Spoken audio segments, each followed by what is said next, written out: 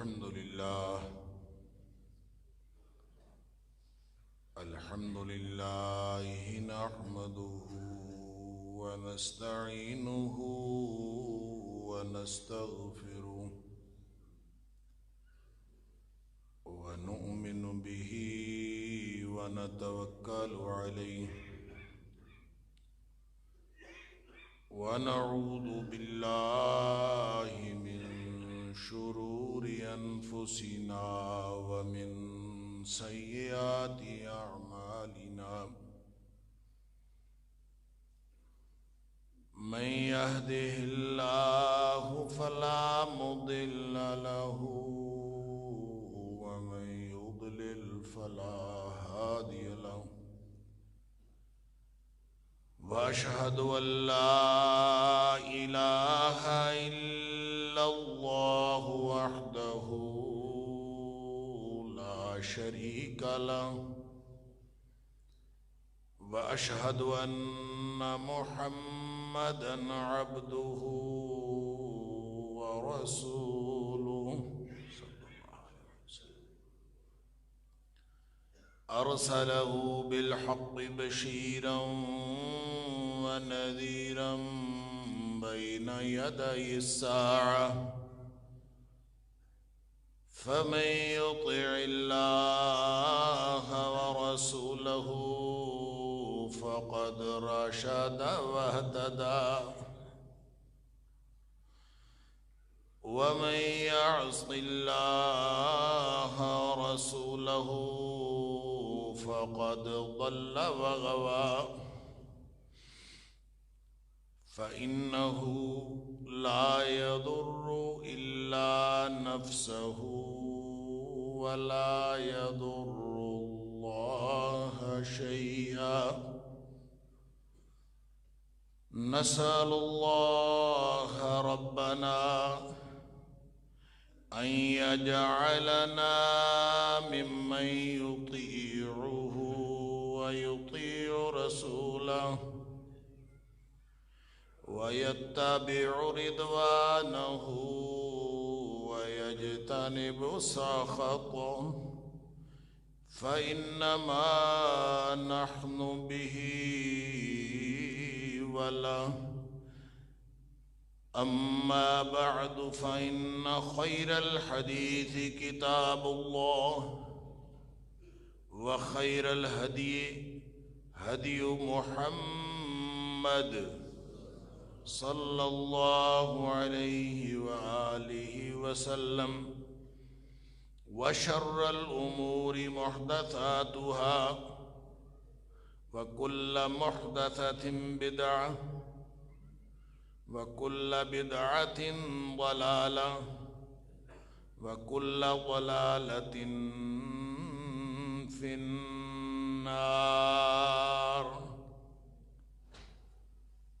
فأعوذ بالله السميع العليم من الشيطان الرجيم من همزه ونفخه ونفثه بسم الله الرحمن الرحيم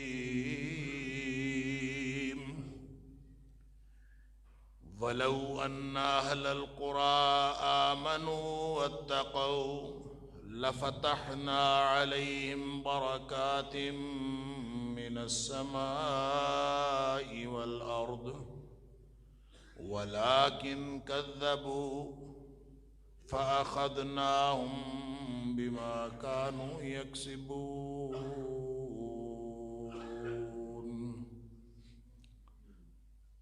اور اگر یہ بستیوں کے لوگ واقعتاً ایماندار ہوتے اور تقوی کی بنیاد پر زندگی گزار رہے ہوتے تو ہم ان کے اوپر زمین و آسمان سے برکتیں نازل کر دیتے ہیں۔ ولیکن کذبوا، لیکن انہوں نے تو جھٹلا دیا۔ فاخذناہم بما کانوا یکسبون، تو ہم نے ان کے کرتوتوں کے سبب ان کی پکڑ کر لی، ان کو پکڑ لیا۔ صدق اللہ العظیم۔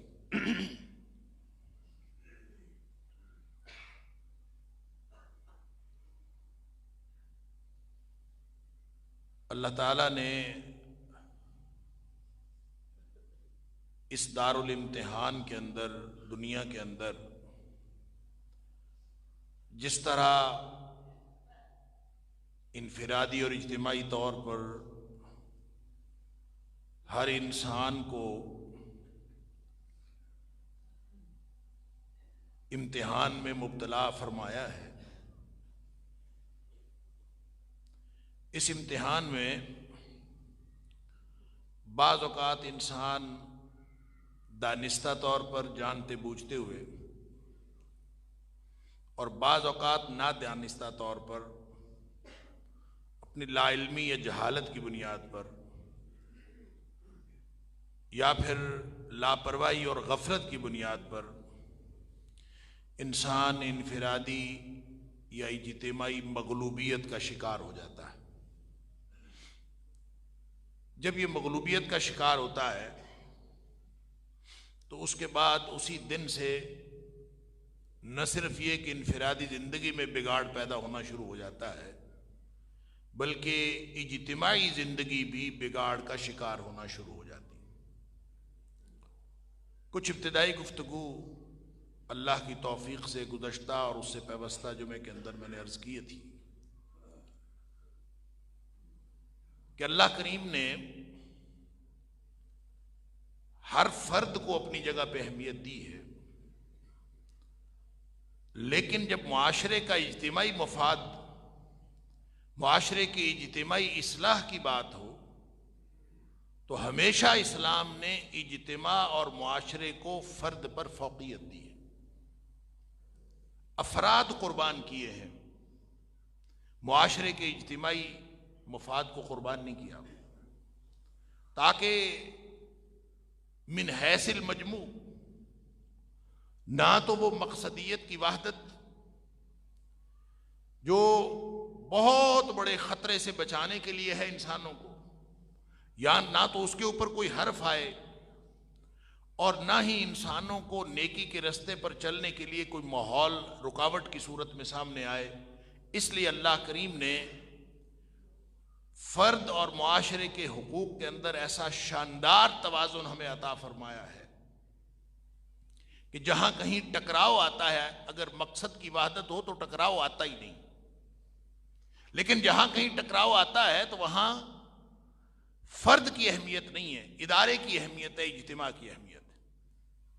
یہ ترجیح جب الٹ جاتی ہے قوموں کے اندر، افراد زیادہ اہم ہو جاتے ہیں، تو اس وقت پھر ادارے اور معاشرہ کمزور ہونا شروع ہو جاتا ہے۔ جب ایک فرد کے گرد سارے معاشرے کو، ان کی ترجیحات کو گھومنا پڑتا ہے اور ایک فرد کی وجہ سے ترجیحات اوپر نیچے ہو جاتی ہیں، تو کوئی معاشرہ بگاڑ سے بچ نہیں سکتا۔ اس کی وجہ ہے کہ انسان ہے نا، انسان، کوئی انسان مکمل ہو سکتا ہی نہیں۔ اس دھرتی پہ کامل انسان وہ صرف ایک ہستی آئی ہے، اور وہ ہے نبی اکرم صلی اللہ علیہ وسلم۔ اس کے بعد سارے امتی، سارے خطا کار، ہر ایک میں گناہ ہے، ہر ایک کے اندر کوتاہیاں، کوئی بندہ پرفیکٹ نہیں ہو سکتا۔ کل بنی آدم خطا، ہر ایک گناہگار ہے، خطا کار ہے۔ اور جب اس کے اوپر معاشرے کا انحصار ہونا شروع ہو جائے تو اس کا مطلب ہے ہم نے ایک خطا کار کی، خطا کار سوچ پر، ایک خطا کار ہستی کی، ایک خطا کار شخصیت کی، خطا کار سوچ کے اوپر پورے معاشرے کے نقصان اور نفع کی بنیاد رکھ دی، اگر ہم نے کسی ایک فرد کو بنیاد بنا لی۔ لہذا ختم نبوت کا معنی بھی یہی ہے۔ ختم نبوت کا معنی کیا ہے؟ ختم نبوت کا معنی یہ ہے کہ نبی اکرم صلی اللہ علیہ وآلہ وسلم کے بعد قیامت تک کوئی ایسا فرد واحد نہیں ہو سکتا جس کا کہا ہوا قانون ہو، جس کو معاشرے کے باقی باتوں کے اوپر، باقی معاملات کے اوپر ترجیح دی جائے، وہ نبی اکرم صلی اللہ علیہ وسلم کے بعد دنیا کائنات میں ایسا کوئی۔ اور نبی کریم صلی اللہ علیہ وسلم بھی باوجود اس بات کے کہ بشر تھے، باوجود اس بات کے کہ وہ انسان تھے، باوجود اس بات سے کہ وہ مخلوق تھے، لیکن اللہ نے ان کو بنایا ایسا تھا کہ انہوں نے اپنی مرضیاں، اپنی حاجتیں، اپنی خواہشیں، اپنا بولنا، اپنا اٹھنا بیٹھنا، جینا مرنا، سب اللہ کی مرضی کے مطابق کر لیا۔ وما ينطق عن الهوى ان هو الا وحی یوحی، بولتے ہی نہیں، اپنی خواہش سے نہیں بولتے، ادھر سے حکم آتا ہے تو بولتے، لہذا اللہ کریم نے یہ اتھارٹی دے دی۔ اب اس کے بعد قیامت تک چونکہ ایسا کوئی ہے نہیں جس کے اندر اس کی اپنی غلاظتیں، اپنی خواہشیں، اپنی ظاہری اور باطنی مفادات کی آرزوئیں اور تمنائیں وہ شامل نہ ہوں، چونکہ کوئی ایسا ہے نہیں، لہذا کوئی شخص وہ سول لیڈرشپ نہیں دے سکتا، کسی کے پاس واحد قیادت ہونے کا اختیار ہی نہیں۔ اور اگر کوئی شخص سمجھتا ہے نا کہ فلاں کی بات مان لینے میں کامیابی ہے، فلاں کی بات مان لینے میں کامیابی ہے، اس سے بڑی گمراہی اور کوئی نہیں۔ گمراہی کی ابتدا وہاں ہوتی ہے جب آپ نبی پاک صلی اللہ علیہ وسلم کو معیار بنائے کے بغیر کسی اور کو معیار بناتے ہیں، وہاں سے گمراہی کا آغاز ہوتا ہے۔ سارا معاشرہ اہم ہے، لیکن نبی اکرم صلی اللہ علیہ وسلم کی ذات کے بعد نبی پاک صلی اللہ علیہ وسلم کی بات جہاں پہ آ گئی وہاں پہ ویٹو پاور ہے۔ بگاڑ گراؤنڈ ریالٹیز سے ٹھیک نہیں ہوتا، اصلاح ہے نا، اصلاح کا کام کہاں ہوتا ہے؟ اصلاح کا کام کیسے ہوتا ہے؟ اصلاح کا کام تب ہوتا ہے جب آپ کو نقص کا ادراک ہو۔ بات سمجھیے گا، چاہے انفرادی اصلاح کی بات ہو، چاہے اجتماعی اصلاح کی بات ہو، میں آپ ہم سب اصلاح کرنا چاہتے ہیں تو پہلے نقص کی نشاندہی تو کریں، اس کو فائنڈ آؤٹ تو کریں کہ نقص ہے کیا، کہاں ہے۔ اور میرے اندر نقص ہو تو مجھے تو نظر ہی نہیں آتا، مجھے دوسروں کے نقص نظر آتے ہیں، مجھے اپنا نقص نہیں نظر آتا۔ اس دنیا میں کبھی کوئی شخص آپ کو ایسا نہیں ملے گا الا ماشاء اللہ جو کہے کہ میرے اندر نقائص ہیں۔ وہ یہ بتائے گا کہ فلاں کے اندر نقص ہے، فلاں مسئلہ ہے، فلاں مسئلہ ہے، اس نے خرابی کر دی، اس وجہ سے یہ ہو گیا۔ بچے کبھی کلاس میں لیٹ آتے ہیں نا تو ان سے پوچھے کیوں لیٹ ہو گئے، کبھی نہیں انہوں نے کہنا کہ میں لیٹ ہو گیا، کبھی کہیں گے بس لیٹ ہو گئی، کبھی کہیں گے بھائی نے لیٹ کر دیا، کبھی کہیں گے جناب میں کسی نہ کسی کے اوپر کوئی نہ کوئی انہوں نے پہلے سے تیار کر کے رکھا ہوتا ہے، جی اس وجہ سے ہوا۔ یہ ہماری اجتماعی سوچ ہے، گویا میں تو ٹھیک ہوں، بس اگر ٹھیک ہوتی تو میں پہنچ جاتا، بھائی اگر غلطی نہ کرتا تو میں پہنچ جاتا۔ لہذا آپ غلطیاں جس کے اوپر آپ فکس کرتے ہیں وہ پورے معاشرے کے اندر ارد گرد پھیلے ہوئے ہیں، سارے غلط ہیں، صحیح ہیں تو بس میں ہوں، یہ ہے ہماری سوچ، میں صحیح ہوں باقی سارا معاشرہ غلط ہے۔ حالانکہ معاملہ بالکل اس سے الٹ ہے، میں غلط ہوں باقی سارا معاشرہ ٹھیک ہے۔ معاشرے کو اہمیت ہے، معاشرے کے اجتماعی شعور کی بھی اہمیت ہے۔ معاشرے کا اجتماعی شعور اس کو اس وقت تک اہمیت ہے، اس حد تک اہمیت ہے جب تک وہ نبی کریم صلی اللہ علیہ وسلم اور پھر اللہ کریم جنہوں نے نبی پاک صلی اللہ علیہ وسلم کو بھیجا ہے، اگر ان کی بات کی مخالفت نہ ہو تو پورے معاشرے کا اجتماعی شعور قابل قدر ہے۔ لیکن جہاں نبی پاک صلی اللہ علیہ وسلم کی بات آ جائے تو اس کے بعد اجتماعی شعور کی کوئی حیثیت نہیں۔ صدیق اکبر رضی اللہ تعالیٰ عنہ دانائے راز نبوت، جنہوں نے نبی کریم صلی اللہ علیہ وسلم کی ذات کو بھی سمجھا، آپ کی بات کو بھی سمجھا، آپ کی رسالت کو بھی سمجھا، آپ کی نبوت کو بھی سمجھا اور آپ کے مشن کو بھی سمجھا۔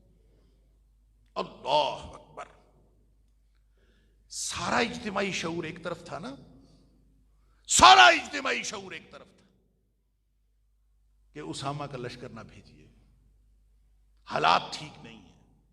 اللہ اکبر، معلوم ہے نا، بڑا معروف واقعہ کہ صدیق اکبر رضی اللہ تعالیٰ نے جب خلافت سنبھالی ہے تو حالات خراب ہو گئے تھے، ہر طرف شورشیں اٹھ رہی تھی، جو مرتد تھے وہ الگ تھے، زکوٰۃ کا انکار کرنے والے الگ تھے، اور یہ حالات کی جو خرابی ہے یہ اس قدر بڑھتی گئی کہ خطرہ پیدا ہو گیا کہ مدینے کے اوپر حملہ ہو جائے گا۔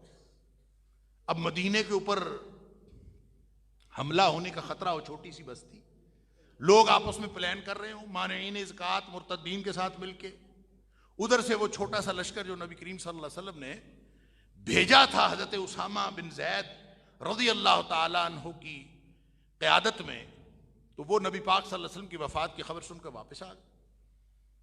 اب صدیق اکبر رضی اللہ تعالیٰ نے پہلا حکم جاری کیا کہ یہ لشکر جائے، چلو بھی کوئی جتنے بھی صحابہ کرام اس میں شامل تھے سارے جائیں،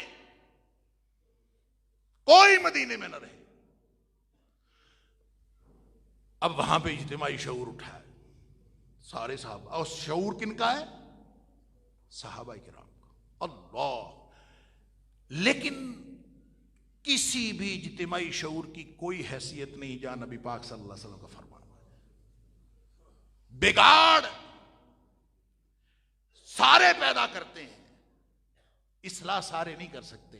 اصلاح کرنے کی جو قوت اور طاقت ہے وہ ان ھذا القرآن یہدی للتی ہی اقوم، قرآن کے اندر طاقت ہے کہ سیدھے رستے پر لے کے جاتا ہے۔ ترکت فیکم امرین، میں دو چیزیں تمہارے اندر چھوڑ کے جا رہا ہوں، لن تضلوا ما تمسکتم بہما، ہرگز تم گمراہ نہیں ہوگے جب تک تم ان دو چیزوں سے چمٹے رہو گے، اور وہ کیا ہے؟ کتاب اللہ و سنتی، وہ اللہ کی کتاب ہے، میری سنت۔ پھر ان ھذا القرآن سبب، یہ رسی ہے قرآن، طرفہ بید اللہ و طرفہ بیدیکم، اس کا ایک سرا اللہ کے ہاتھ میں، ایک سرا تمہارے ہاتھ میں، فتمسکوا بہ، جڑ جاؤ اس کے ساتھ، کیا ہوگا؟ لن تضلوا ولن تہلکوا بعدہ ابدا، اس کے ساتھ جڑ جاؤ گے تو اس کے بعد گمراہی کا خطرہ بھی ختم اور تباہی کا خطرہ بھی ختم۔ خطرات سے اور مستقبل کے خدشات سے بچنا ہے تو کوئی طریقہ اور نہیں، اجتماعی شعور نہیں بچا سکتا، اللہ اور اس کے رسول صلی اللہ علیہ وسلم کا فرمان بچا سکتا، یہ تعلیمات بچا سکتی، انہوں نے انسانوں کی تحفظ کا انتظام کیا۔ اب سارا اجتماعی شعور کہتا ہے کہ حالات خراب ہیں، مدینے کے اوپر حملہ ہو جائے گا، مدینے پہ حملہ ہو گیا تو پھر ہم کیا کریں گے؟ لہذا آپ اس وقت مصلحت کا تقاضا یہ ہے کہ اسامہ بن زید رضی اللہ تعالیٰ عنہ کا لشکر نہ بھیجا جائے، یا تو منسوخ کر دیا جائے یا کم از کم مؤخر کر دیا جائے۔ یہ حالات نہیں، اس وقت حالات اور تھے جب نبی پاک صلی اللہ علیہ وسلم خود بنفس نفیس موجود تھے، اب حالات وہ نہیں۔ ہم بھی 21ویں صدی کے حالات کا ہی رونا روتے ہیں۔ اللہ اکبر، کبھی کہتے ہیں کہ جناب عرب کا ماحول اور طرح کا تھا، بر صغیر کا ماحول اور ہے، جو شخص جس ملک میں بیٹھا ہوتا ہے وہ کہتا ہے وہاں کے ماحول کے اور تقاضے ہیں، جو امریکہ میں بیٹھا ہوتا ہے یہاں کے اور تقاضے ہیں، یو کے اور تقاضے ہیں، ہر جگہ پہ ہر بات اس طرح سے امپلیمنٹ نہیں ہو سکتی۔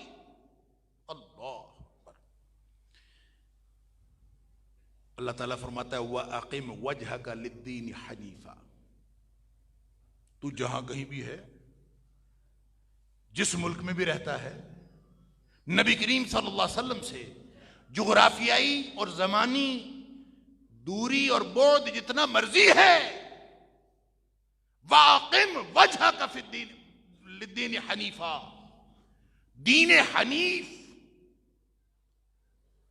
اس کی طرف اپنا منہ پھیرو، اس کے ساتھ قائم رہو، ڈٹ جاؤ۔ کون سا دین؟ فطرت اللہ التی فطر الناس علیہا، یہ وہ دین فطرت ہے جو اللہ نے فطرت لوگوں کی بنائی ہے۔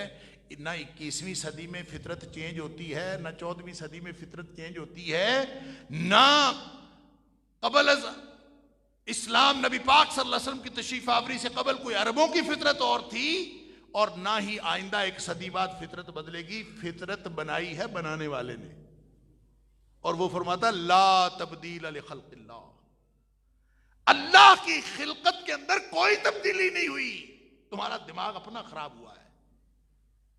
جس اللہ نے کتاب نازل کی اور قرآن قیامت تک کے لیے نازل کی، جس اللہ نے نبی اکرم صلی اللہ علیہ وسلم کی نبوت کو، رسالت کو قیامت تک کے لیے نافذ کیا،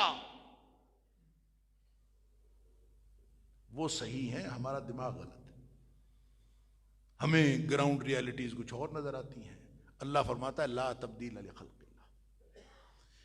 تم کہتے ہو کہ آج کے دور کے لوگ اور ہوتے ہیں، اللہ کی خلقت میں کوئی تبدیلی نہیں ہوئی، اللہ نے ویسے ہی پیدا کیا، ماحول جیسا مرضی ہو، فطرت تو وہی، انسان تو انسان۔ اللہ اکبر۔ لہذا کبھی بھی یہ نہیں سمجھنا کہ ابھی اجتماعی شعور جو ہے وہ زیادہ پختہ ہو گیا ہے۔ بیویاں بہنیں اٹھتی ہیں، وہ کہتی ہیں جناب ہمیں پردے کا نہ کہو، ہمیں خوب معلوم ہے حیا کی حدود کیا ہوتی ہیں، بس بندے کو باحیا ہونا چاہیے، پردے کی ضرورت نہیں ہے۔ ہو سکتا ہے بھئی آج کل نعوذ باللہ من ذالک ثم نعوذ باللہ من ذالک، حضرت خدیجہ رضی اللہ تعالیٰ عنہ طیبہ طاہرہ، حضرت عائشہ صدیقہ طیبہ طاہرہ، حضرت فاطمہ رضی اللہ تعالیٰ عنہ، ان سے زیادہ باحیا پیدا ہو گئی ہیں، نعوذ باللہ من ذالک۔ ان کو تو ضرورت تھی، کہا گیا کہ اوڑھنیاں اوڑھ لو، ان سے جو میں نے نام لیے جو میں نے نام نہیں لیے، ان پاکیزہ ہستیوں سے زیادہ پاکیزہ ہستیاں اس دھرتی پر کبھی پیدا ہو ہی نہیں سکتی۔ تو جب انہوں نے کیا تو ہمارے ہاں حیا کے کوئی نئے تقاضے شروع ہو گئے، ہمارے ہاں کوئی دین کا نیا شعور پیدا ہوا ہے۔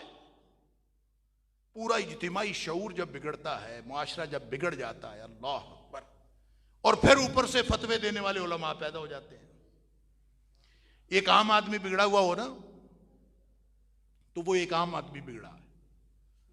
جب کوئی عالم بگڑتا ہے، جب کوئی مولوی بگڑتا ہے، وہ پورے معاشرے کی بگاڑ کا باعث بنتا ہے۔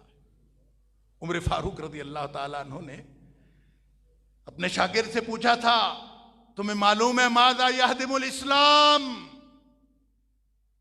اسلام کب ڈھہ جاتا ہے، اسلام کے پلے کچھ نہیں رہتا، کب اسلام کی عمارت ڈھہ جاتی ہے؟ اللہ اکبر۔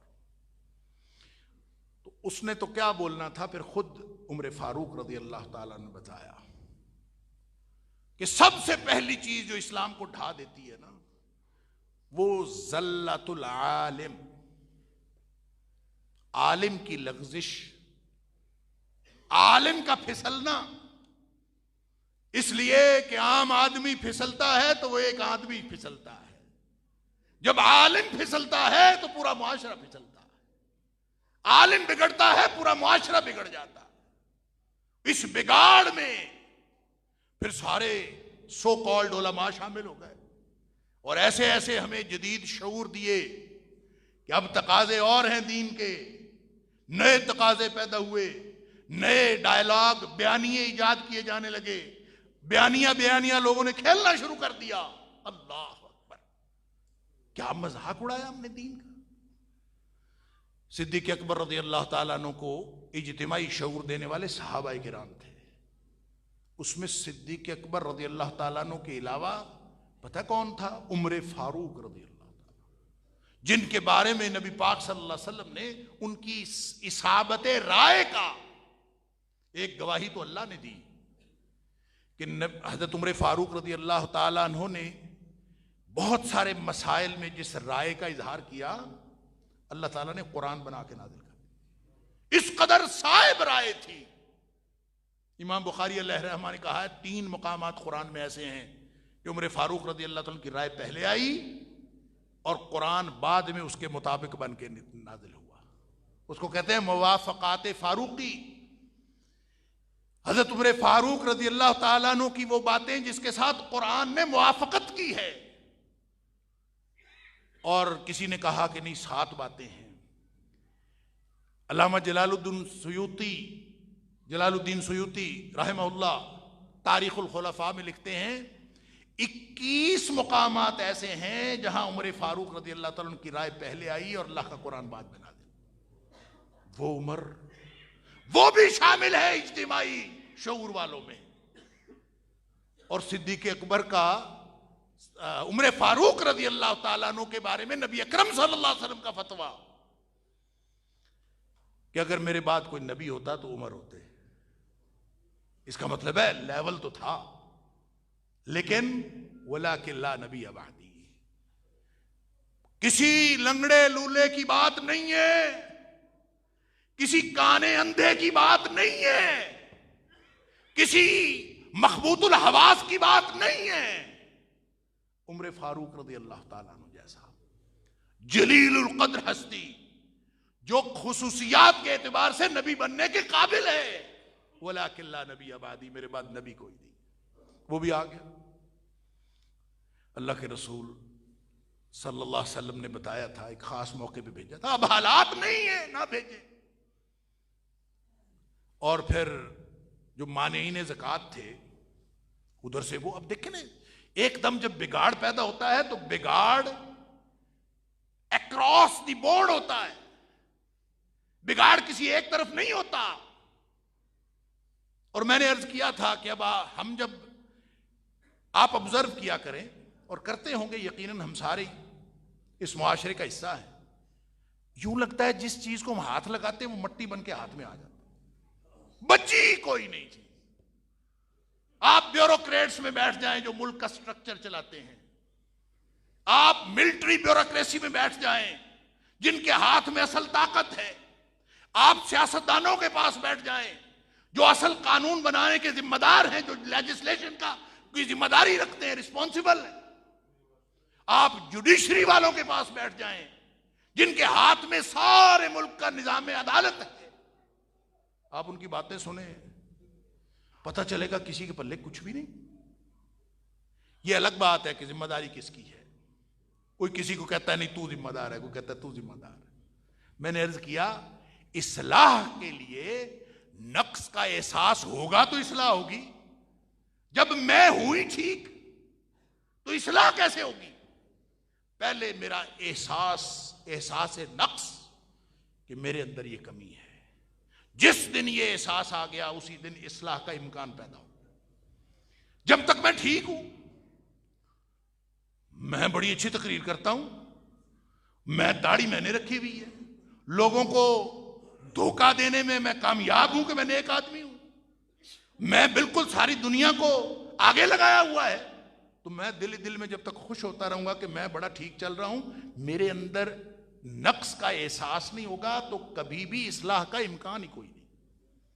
اصلاح کا امکان کے لیے پہلی بات یہ ضروری ہے کہ آدمی کے اندر یہ احساس پیدا ہو کہ میرے اندر فلاں خامی بھی ہے، فلاں خامی بھی ہے، فلاں خامی بھی ہے، میرے اندر تو خامی ہی خامی ہے۔ دوسروں کی خامیاں ہمیں پتہ چلتی ہیں، اپنی نہیں پتہ چلتی۔ تو عمر فاروق رضی اللہ تعالیٰ عنہ بھی آ گئے، یا خلیفۃ رسول اللہ صلی اللہ علیہ وسلم، اے اللہ کے رسول صلی اللہ علیہ وسلم کے نائب، اے اللہ کے رسول کے خلیفے، تالف الناس ورفق بہم، چھوڑیں، سختی نہ کریں، نرمی کریں۔ حالات سختی کا تقاضا نہیں کر رہے، نرمی کا تقاضا کر رہے۔ ابھی نبی پاک صلی اللہ علیہ وسلم کے بعد پہلے حکمران ہیں صدیق اکبر، یوں کہہ لیجئے کہ ابھی نبی پاک صلی اللہ علیہ وسلم کو اس دنیا سے گئے کوئی زیادہ عرصہ نہیں گزرا، چند دن یا چند ہفتے ہوئے ہیں۔ تالف الناس ورفق بہم، لوگوں کے لیے نرمی کیجئے، لوگوں کے لیے آسانی پیدا کیجئے، یہ سختی کا موقع نہیں۔ صدیق اکبر رضی اللہ تعالی نے فرمایا، اب سخت گیر کون تھا؟ طبعاً عمر فاروق سخت گیر تھے، طبعاً صدیق اکبر رضی اللہ تعالیٰ نے دھیمے مزاج کے آدمی تھے، لیکن وہ فرماتے ہیں کہ عمر تو کیسا آدمی ہے، اجبار فی الجاہلیہ وخوار فی الاسلام۔ تجھے کیا ہو گیا عمر؟ جب جاہلیت کا دور تھا تو بڑا سخت ہوا کرتا تھا، وخوار فی الاسلام، اسلام میں آ کے تو اتنا نرم کیسے ہو گیا؟ اب تو اسلام کے بارے میں کمپرومائز کرے گا؟ اور پھر صاف بتا دیا کہ تم نے کمپرومائز کرنا کرو، میں صدیق اکبر میں کبھی دین کے اوپر کمپرومائز نہیں کروں گا. اَيُنْقَصُ الدِّينُ وَأَنَا حَيٌّ، کیا دین کم کیا جا رہا ہوگا، دین میں کمی کی جا رہی ہو اور ابو بکر زندہ ہو؟ یہ ممکن ہی نہیں. سادہ سا جواب کہ ٹالرنس، وہ لوگ کہتے ہیں جدید اصطلاح زیرو ٹالرنس. صدیق اکبر رضی اللہ تعالیٰ نے یہ جواب دیا کہ دین کے اوپر کوئی ٹالرنس نہیں، زیرو ٹالرنس. کہ اَيُنْقَصُ الدِّينُ وَأَنَا حَيٌّ، یہ نہیں ہو سکتا کہ دین کے اندر کمی کی جا رہی ہو اور صدیق زندہ ہو اور پھر بھی ہو رہی ہو، یا صدیق زندہ رہے گا تو دین میں کمی نہیں ہونے دے گا اور پھر بھی دین میں کمی ہوگی تو صدیق اس پر مر مٹے گا. اللہ اکبر. یہ اللہ کریم نے دین کا شعور، اب سارا اجتماعی طور پر انہوں نے کہا چلیں ٹھیک ہے یہ نہیں کرنا تو کم از کم یہ تو کریں، اسامہ کا لشکر تو نہ بھیجے. نہیں، وہ بھی بھیجنا ہے. کیوں بھیجنا ہے؟ کہ اس کے اوپر نص صریح موجود ہے، اس پر نبی پاک صلی اللہ علیہ وسلم کا فرمان موجود ہے. میں جو سمجھنے اور سمجھانے کی کوشش کر رہا ہوں وہ یہ ہے کہ اجتماعی شعور کی حیثیت ہے، بڑی اہمیت ہے. معاشرے کو اسلام اہمیت دیتا ہے، افراد کو قربان کرتا ہے، لیکن جو رائے اللہ کریم نے جو اتھارٹی دی ہے نبی پاک صلی اللہ علیہ وسلم کو، وہ کسی کے پاس نہیں. پورا معاشرہ ایک طرف ہو، نبی اکرم صلی اللہ علیہ وسلم کا فرمان ایک طرف ہو، تو معاشرے کی بات نہیں مانی جائے گی، نبی پاک صلی اللہ علیہ وسلم کی بات مانی جائے گی. لہذا اس خوبصورت دین میں ہماری تاریخ میں پھر وہ مقام آیا کہ سارے صحابہ ایک طرف ہیں اور کہتے ہیں اسامہ کا لشکر نہ بھیجیں، اور اکیلے ابوبکر صدیق وہ کہتے ہیں یہ تو جائے. کیوں جائے گا؟ اس لیے جائے گا کہ اس کے بھیجنے کا حکم نبی پاک صلی اللہ علیہ وسلم نے خود دیا، اس لیے میرے پاس اتھارٹی کوئی نہیں. جہاں نبی پاک صلی اللہ علیہ وسلم کی بات آ گئی اس کے بعد میرے پاس اتھارٹی کوئی نہیں. انا للہ و انا الیہ راجعون. اندازہ کیجئے ہمارے معاشرے میں پتہ کیا ہوتا ہے، وہ کہتے ہیں حدیث تو ہے، صحیح بھی ہے، حدیث ہے صحیح بھی ہے، لیکن ہمارا موقف یہ ہے. جگہ جگہ دیکھ لیجئے علماء بیان کرتے ہیں میڈیا کے اوپر پورے دھڑلے کے ساتھ، حدیث تو ہے لیکن ہمارا موقف یہ ہے، ہمارا مسلک یہ ہے، ہم اپنے مسلک پہ چلیں. تو پھر حدیث کس لیے ہے؟ قرآن کس لیے ہے؟ نبی کریم صلی اللہ علیہ وسلم کس لیے تشریف لائے؟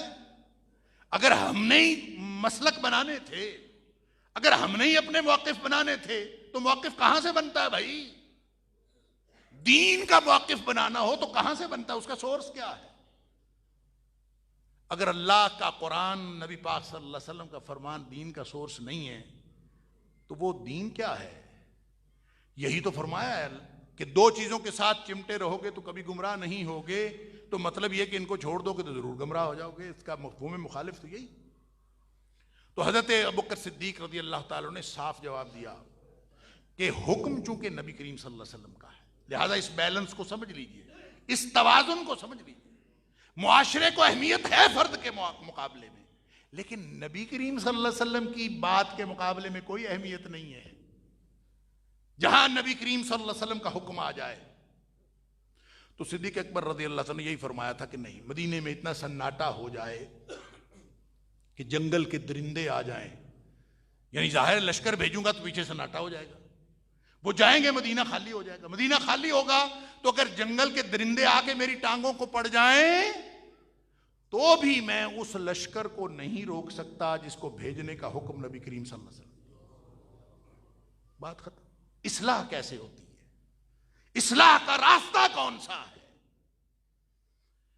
پھر لوگوں نے یہ سوچا کہ ان کو سمجھاتے ہیں کہ آپ کا مسئلہ نہیں ہے، مسئلہ خاندان نبوت کا ہے کہ نبی کریم صلی اللہ علیہ وسلم کا سارا خاندان، آپ کے ازواج مطہرات یہاں موجود ہے مدینہ میں، اگر ان کو کوئی نقصان پہنچ گیا تو کتنا بڑا خطرہ ہے. ظاہر ہے اگر مدینہ پر حملہ ہوتا ہے تو وہاں امہات المومنین موجود ہیں، ازواج مطہرات موجود ہیں، ان کو کوئی خطرہ لاحق ہو سکتا ہے.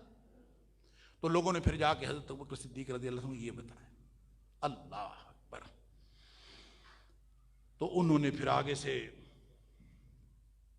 قسم اٹھائی، والذی نفسی بیدہ، اس ذات کی قسم جس کے ہاتھ میں میری جان ہے. یہ قسم اٹھا کے فرمایا کہ تم یہ کہتے ہو کہ مدینہ خالی ہو جائے گا، تو میں یہ کہتا ہوں کہ اگر مدینہ اتنا خالی ہو جائے کہ جنگل کے درندے اور کتے اور بھیڑیے مدینہ میں گھس آئیں اور وہ آ کے ازواج مطہرات کی ٹانگوں کو پڑ جائیں، اللہ اکبر، لو جرت الکلاب بارجل ازواج النبی صلی اللہ علیہ وآلہ وسلم، اگر جنگل کے درندے اور کتے وہ اگر آ کے ازواج مطہرات کی ٹانگوں کو پڑ جائیں، ما رددت جیشا وجہہ رسول اللہ صلی اللہ علیہ وسلم، پھر بھی میں اس لشکر کو روکنے کا حکم نہیں دے سکتا جس کو بھیجنے کا حکم نبی پاک صلی اللہ علیہ وسلم. بات ختم، جو ہوتا ہو جائے. تو پھر کچھ ہوا؟ پھر آسمان دنیا نے دیکھا کہ لشکر بھی گیا، مدینہ بھی محفوظ رہا، سب کچھ ٹھیک رہا. کیوں؟ یہ برکت ہے نبی کریم صلی اللہ علیہ وسلم کے حکم پر عمل کرنے. لہذا اصلاح کرنی ہے، آج اپنی مٹی کو سونا بنانا ہے. حدیث میں آتا ہے کہ ایک حد، ایک حکم اللہ اور اس کے رسول صلی اللہ علیہ وسلم کا قانونی حکم ایک لاگو ہو جائے کسی معاشرے پر، کسی بستی میں ایک حکم لاگو ہو جائے، عملاً نافذ ہو جائے، فرمایا اس سے اتنی برکت ہوتی ہے، اتنی برکت ہوتی ہے کہ 40 دن مسلسل بارش ہو تو جتنی برکت ہوتی ہے وہ ایک حد، ایک قانون جاری کرنے سے اتنی برکت ہو جاتی. اللہ اکبر. تو مطلب یہ ہے کہ ہم اکانومی کا رونا روتے ہیں، ہم اپنے معاشرت کا رونا روتے ہیں، اپنے بگاڑ کا رونا روتے ہیں. جو اللہ نے علاج عطا فرما دیا ہے، جو ہمیں اتنا شاندار دین عطا فرما رکھا ہے، وہ ہم اس کی طرف واپس نہیں آ رہے. یہ معاشرہ چاہے بات افراد کی ہو اور چاہے معاشرہ کی ہو، مغلوبیت کبھی ختم نہیں ہو سکتی جب تک ہم واپس ادھر نہیں آئے. کیونکہ اللہ کریم نے قرآن میں کہہ دیا اور نبی پاک صلی اللہ علیہ وسلم نے بھی اس کی تشریح کر دی. قرآن میں فرمایا ان ینصرکم اللہ فلا غالب لکم، مسلمانوں مغلوبیت کا رونا روتے ہو، اگر اللہ تمہاری مدد کرے تو دنیا میں کوئی تمہارے اوپر غالب نہیں آ سکتا. تم نہ اپنے مسائل سے مغلوب ہو سکتے ہو، نہ کسی دشمن سے مغلوب ہو سکتے ہو. وَإِن يَخْذُلْكُمْ، اگر اللہ ہی تمہیں چھوڑ جائے، فَمَن ذَا الَّذِي يَنصُرُكُم مِّن بَعْدِهِ، تو اس کے بعد پھر کون مدد کرے گا؟ پھر کوئی نہیں آتا مدد کرنے.